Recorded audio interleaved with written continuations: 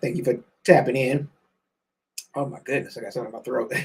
My name is Johnny, and this is live with Johnny.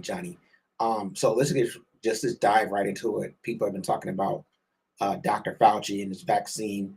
The fact that he said that he didn't want to answer those questions, um, and people are freaking out. And I want to tell people to hold on, slow down.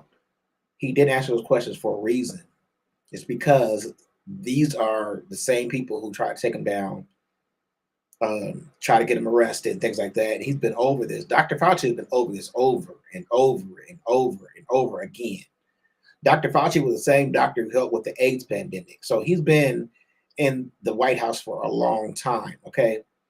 Um, so I just feel like he didn't want to get into the back and forth with them asking questions about a diary that he written. Not so the whole world. When you do a diary, it's not for the whole world to see anyway. It's for you to document things that were going on at that time in case you want to do a book. But they're freaking out. They want you to freak out. And the crazy part about it is they were in charge. Donald Trump was in charge when all this was going on. So I'm not sure why they want you to freak out. We got the midterms coming up. This doesn't look bad for him. This doesn't look. I mean, this doesn't look good for him. It doesn't look good for Trump because he is the one in charge of a whole pandemic. So we're gonna watch this video. I think this guy does a very good job of clearing up all of those misconceptions. So maybe you can get a peace of mind and know what's going on with the vaccine. So I want y'all to check this out. Make sure that y'all sharing it with your people and just get the word out there, y'all. Just calm down a little bit, and it's gonna be okay. All right, here we go. That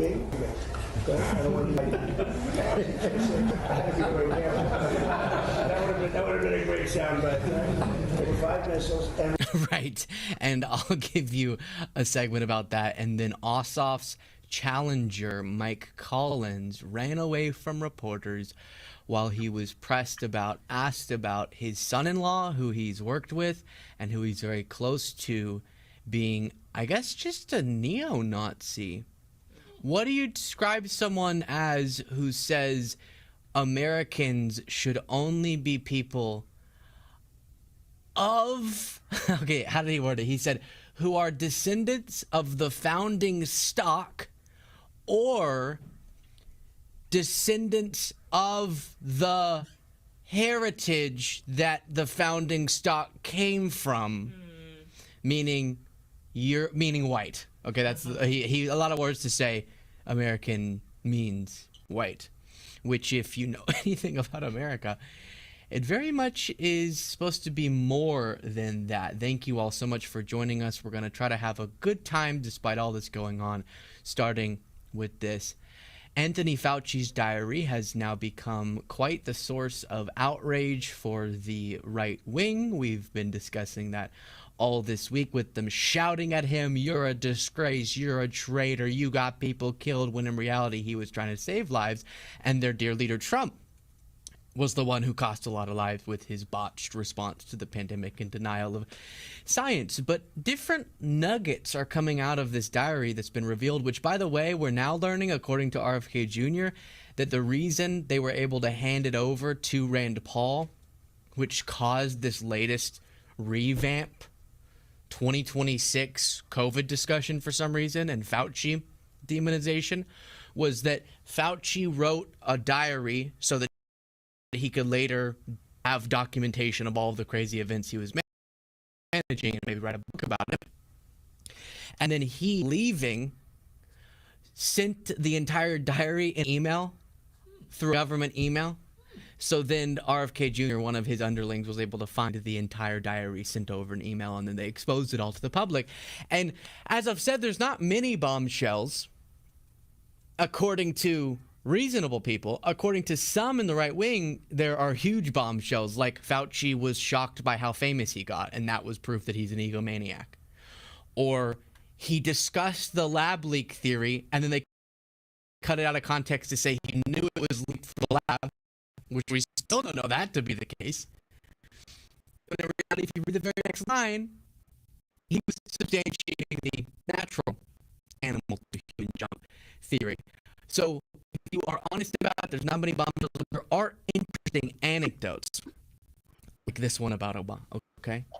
The headline from Raw Story was explicitive-laden take on Trump Jr.'s intellect exposed in Fauci. And I said, oh, Obama dropping expletives. There we go. Thanks, Obama. Against Donald Trump Jr. I want to hear about that.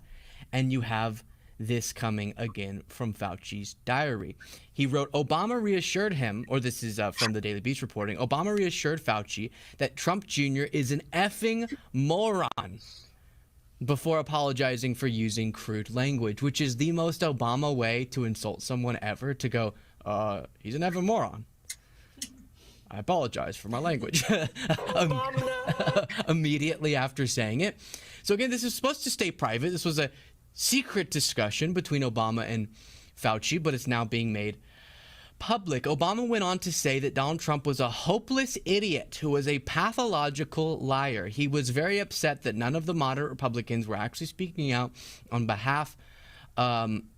behalf and were distancing themselves from all this terrible slanderous behavior against me. So it's a discussion that was private between Fauci and Obama, where Obama was saying, listen, don't worry too much about Donald Trump Jr. attacking you publicly, which had spawned a bunch of hostile phone calls and likely a bunch of death threats to Fauci during this time while he's trying to manage the pandemic, because the Donald Trump Jr.'s of the world and Trump himself were spreading lies about the public health officials, Fauci in particular. And so Obama was calming him, saying, hey, these people are stupid. Fact check, true. Which, by the way, that kept coming up in the stories about this diary, where we looked at yesterday, Tucker Carlson being like, and then Fauci in his diary called me an asshole. Ah. And then Hannity, he called me an idiot. And we're supposed to be outraged by that? Like, see, this proves Fauci was a partisan, blah, blah, blah. No, what it proves is y'all were being those things. You were getting people killed.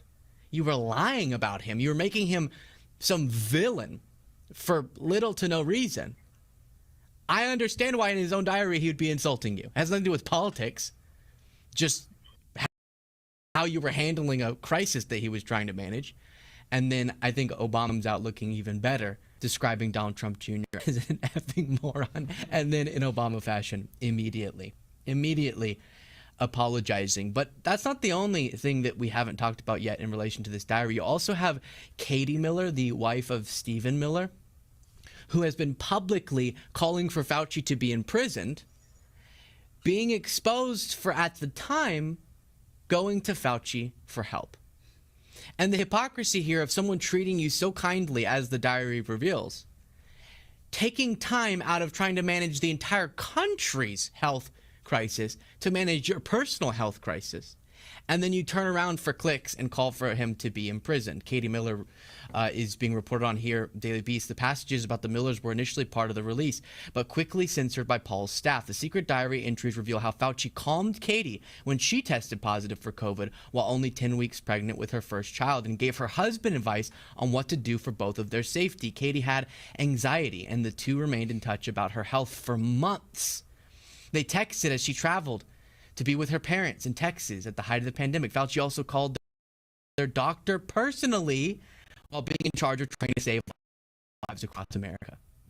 So while he's actively managing the entire response and advising the president about what to do amid a he's taking time out of his day for months to personally guide Katie through her anxiety about getting COVID while she was pregnant, and then the different bits of advice that she would need over the course of the next few months managing that. Even giving advice to Stephen Miller. And they both turn around and say he's a villain and he was doing this all to conspire against the United States to sell vaccines or something. It's just gross. It's just gross.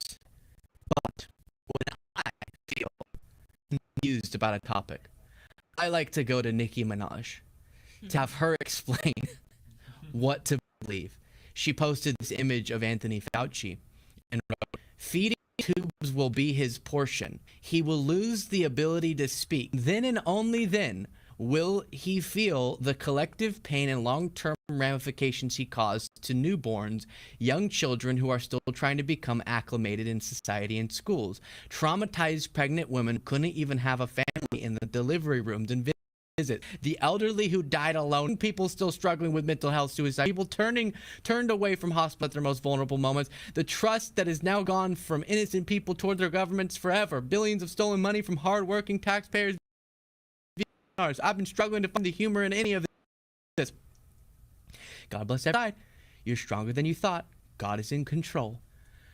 So now MAGA star Nicki Minaj is writing this fantasy about Fauci suffering at the end of his life, excruciating pain, which, imagine writing that about somebody. Think about how much confidence you, if you were honest, would have to have in your understanding of the events justifying what you're saying. Like, you, if I were going to talk about how painful someone's death was going to be, I would do that. But if I did, I would do it because I know for certain I understand to the level of an expert the subject matter. Because otherwise, what if you're wrong? What if he really was just a good faith public health official? Think about how psychotic you're going to come off. You talk about God in control. Think about what God's going to think of that. Wishing someone excruciating death. And then you think about Nicki Minaj. Do you think that she has expert status on this topic? You think she has reason to be confident to fantasize about this? Really disturbing. Oh my gosh. The other thing that I think causes this much takeaways is that, you know how in football people often note that let's flip it, if a ref makes a lot of good calls, no one notices, they don't care. But if a ref makes one wrong call, then that's like the only time the ref gets a lot of attention. It's kind of like that with public health officials, where if they're just working away, trying to save lives, no one really notices them. But then if there's a moment of trauma, a crisis, where it just won't be handled perfectly, especially when it was the president, then that's the only time the memory that gets locked into that person for some who aren't willing to be nuanced and honest. And the other aspect is that we don't know what would have happened if it weren't for the public health guidance. And so they get to pretend like if it weren't for the shutdowns, if we didn't do masking, if we didn't have vaccines, everything would have been fine. And we can show as much data as we want, proving that's not the case and proving how life-saving the vaccine was and whatever. But because we didn't live through that timeline where no precautions were taken and the vaccine didn't go out, they can just invent a hypothetical and say that's what it would have been, but instead all these problems were by an attempt to prevent the disease from spreading. And so then they just get to live in sort of an alternative scenario, or more alternative, genuinely insane, like this Republican congressman. Lastly, I couldn't let you go without talking to you about Dr. Anthony Fauci. Facing a possible contempt vote after refusing to answer a single question from Congress, not even what the color of his tie was, invoking his Fifth Amendment rights about 111 times yesterday. What do you expect out of this contempt vote? Will Dr. Fauci be held accountable at all? Sorry, I have to say I have no words from what I witnessed yesterday. It's crazy. I don't know if you know the BLT sandwich using human fetus baby parts in the vaccine when they could have used ivermectin, but maybe they're helping the big pharma get rich. I think I know what he was trying to say there, but the way he said that made it sound like he is assertive was being injected into us through the vaccine, and that instead we could have injected ivermectin into the vaccine. That's what it sounded like linguistically. I don't think instead we should be vaccine, but he was saying we could have used ivermectin, which has been said over and over, and we're still not going to be back. I do want to quickly say it is not the case at all that anything from a fetus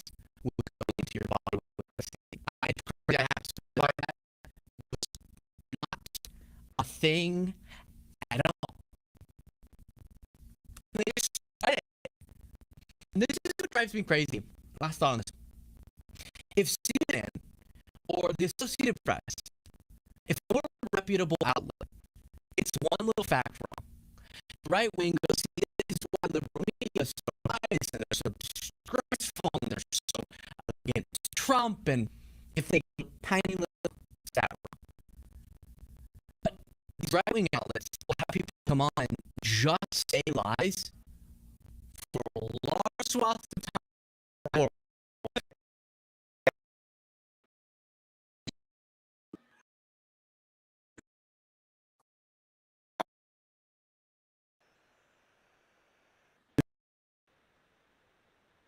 I hope I have so many black, just like we got the we gonna die and for a time.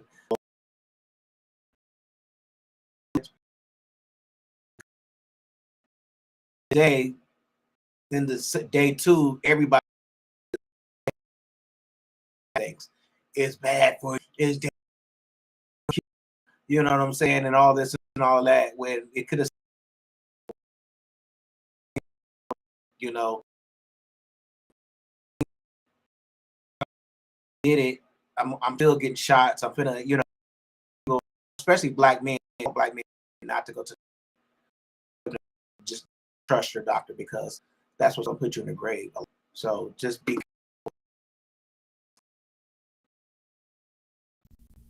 And then they still have the gall frame themselves as the honest arbiters of the news.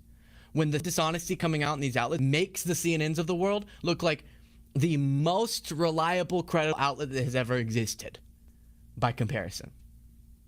And once again, it's a part of the unequal playing field between your liberal and conservative media entities and politicians. All right, quick check-in with the audience. Soma Toil said, I've heard the term Beasley Brigade before, but might I suggest Luke's Lovelies goes better with cock. Baby, I don't understand this. Grilled cheese Obama sandwich. Okay, Luke's Lovelies. Digital Design and Innovation said, you're hard on Nikki. She's very busy running SBA, the Small Business Association. When Trump was like, and then the great leader of the Small Business Association, Nikki, hi, looking so good. Maverick Sally said, I came in late and the first sentence I heard was, when I don't understand something, I turn to Nicki Minaj. I love this show so much. Thank you, Maverick. Now for this. You can put up this B-roll if you'd like there.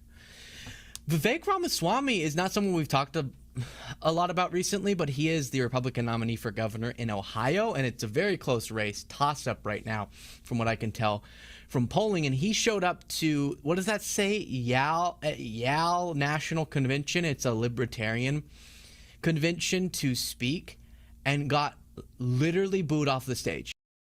I know sometimes that's used figuratively.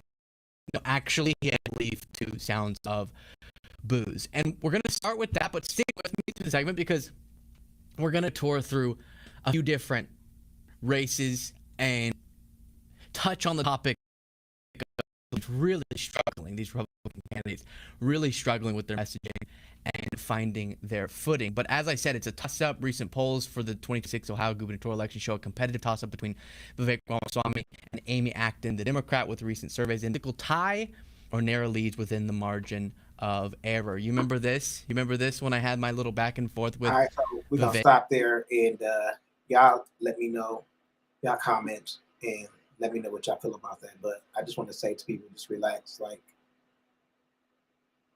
the vaccine is not gonna hurt you. If you hear nothing else, it'll hurt you. All right, y'all, we out.